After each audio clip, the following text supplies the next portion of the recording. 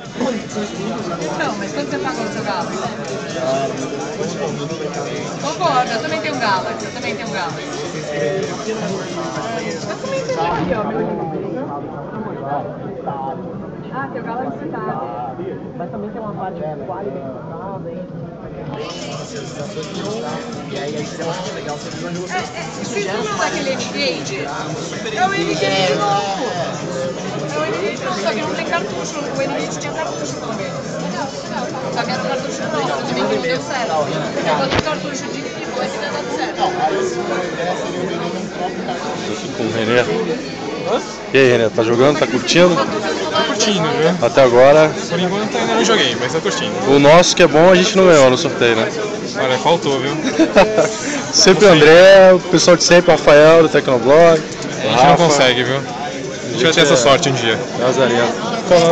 Falando no viciado aqui, no sortudo, esse é o André, do blog Tech Guru.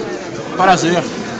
Ganha todos os sorteios de celulares review. Eu te empresto meu nome depois. Você vai prestar o Nokia. Eu não tenho nome. Meu nome você ganha um pouquinho também. Mas o Nokia vai pro Rio comigo. Vai pro Rio. Que beleza. Esse game qual é? Chama Dark. Da Electronic Arts. Esse é o Bad Company 2.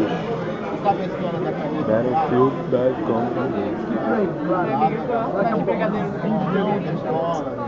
Galera, vamos ter que esperar o nosso depois aí, de umas 2, 3 semanas.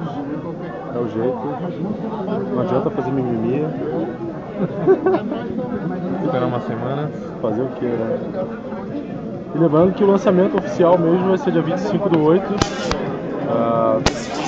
aqui no Morumbi, no Shopping Morumbi.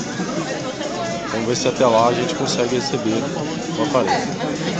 Então um vídeo preview do Xperia Play da Sony Ericsson aqui no bigsense.com.br.